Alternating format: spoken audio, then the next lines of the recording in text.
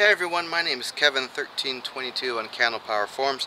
Today is September 18th, 2015, and I'm going to talk to you a little bit today about the Noctagon M43 Meteor VN. So this, of course, is VN's version of the light. Doesn't come with much, actually. It's some other things. Does have a lanyard, does have spare O-rings, like pretty much all of them do. It does also have this little case. It's kind of cute, actually. It looks like it's a grenade case, I'll be honest. So, but it fits in. It does works nicely. I haven't used it much because the light is so heavy, but it is possible. Now, two things about this light that stand out real fast. One, the size. It is so small. And let me compare that with some other lights. You've got the K40. A lot of people know the K40. Look at the difference in size. Makes the K40 look like a monster light. Got the I40.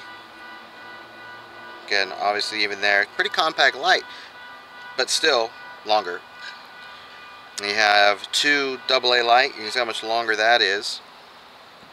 And then you got a MH20, which is a very small 18650 light, and as you can see, it's actually a little bit shorter than it is. So as far as I know, this is the shortest 18650 light that's out there. I could be wrong, but I don't know of anything that's shorter. Now, despite that, this thing is extremely heavy. Unbelievably heavy. It's got a huge copper heat sink in here, which adds to the weight. It's very solidly made. It's easy to carry, but it is not a light by any means for the size. Very, very surprising to me, but it is what it is. You can see the 12 LEDs up front. Now, I do have the XPG2 Premium D-Dome Tint Cool. That's what I went with. It has a max lumens of 6,340 out the front lumens, which is absolutely ridiculous for this size light. It is my brightest light that I have, and it also has the capability of going down to just 3 lumens. So huge difference in variety in lights or lumens, and very, very nice. Now, I have the capacity, because I'm on line 2. Now, some people want line 1 and line 3. I like line 2. Again, Vin has done a video of how to change that, so I'm not going to do that. But for line 2, I have several options. I can use 3 lumens, 92, 448, 945, 1827, 3432, or the max 6340 lumens. All of those are available to me at one time. Very, very nice, very handy. And it has, the line 2 has more of a Zebralight style UI. And what I mean by that is, you turn it on, it comes on low. Double click, it's going to go to a different low. It is on. If you want to go to medium, hold it down, it goes to medium. Medium also has 2 different medium modes. Double click, it goes to a different medium mode. If you want to go to high, you double click, automatically goes to high. Double click again, and there's 2 high modes.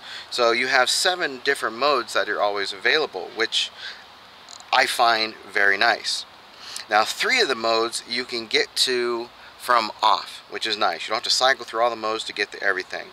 Hold it down again, or excuse me, turn it on, and you've got the lowest mode. Now, let me start over here. Lowest mode, double click so you can see it. Okay, so low mode, turn it off. Double click, you've got high mode, turn it off. Hold it down, and you're gonna have turbo. That is bright. So 3 different modes. I do wish I could get to medium, because that's the mode I use the most. I do wish I could get to medium out of a push of a button instead of having to cycle through. So what I have to do, turn it on, goes to low, press and hold, it goes up to medium. So it's not hard, but again, I do wish I could go straight to medium. One thing about the build quality, now I don't know anything about the internals of this light. I don't really deal with that, and the nice thing about having Vin deal with it is he's going to make everything better if it needs it. So I don't worry about internals of the light. As far as the outside of the light, if it looks good, it feels good, it is good to me. I'm not that particular in it. However, with that said, Vin and several others that really know lights have said that the build on this light is just really top notch and just up there with the best. So really just an amazing build quality for a light, and seemingly a very, very good price for the light as well. Now with this size light and this many lumens, heat is going to be an issue that you have to talk about. So I did do some measurements, not measurements, but I did some timing on mine, and this is what I came up with. On the low high, so for 2 amps, it can go 7 minutes before it's uncomfortable to hold for me.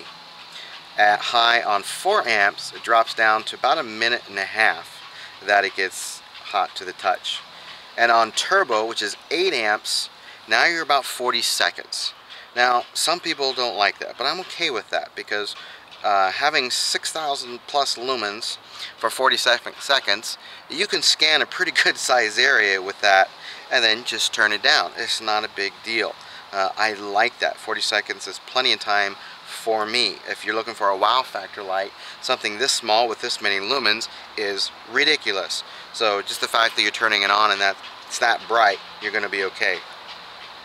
Now we all know a certain someone who says that if a light cannot run for a long period of time on the highest mode, then it is a worthless light.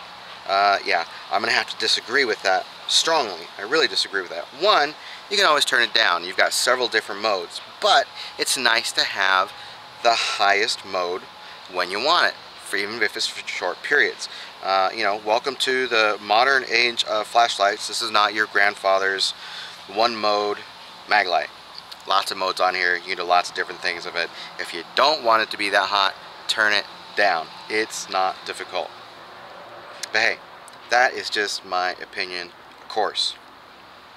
Now, another thing about this light, and I don't think you're going to be able to see it right now, but when the light is on, you can have it so this glows almost like a purplish blue type thing. You can barely see it.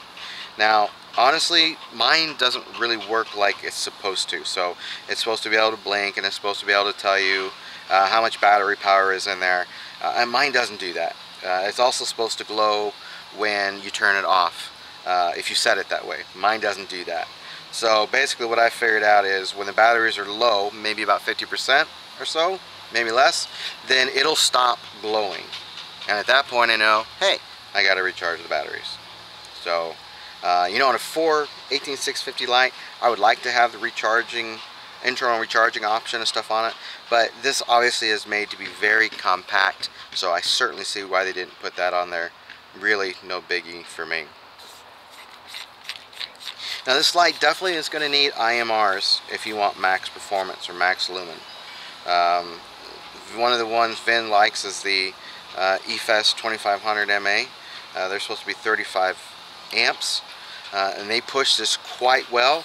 But man, let me tell you, this light burns through batteries quickly, very, very quickly. So you don't get the best runtime on those, especially on the higher modes. Now if you go to a protective cell, you're going to get a higher capacity, you're going to get higher runtime, you're also then going to sacrifice the amount of lumens. How much?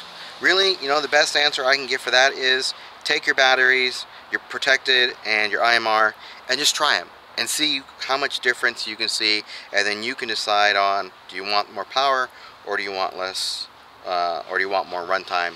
But of course, that's totally up to you. So that's it for video 1. And video 2, we're going to look more at the beam, and we are going to compare it to other lights as well for its beam. So we will see you on video 2. Bye.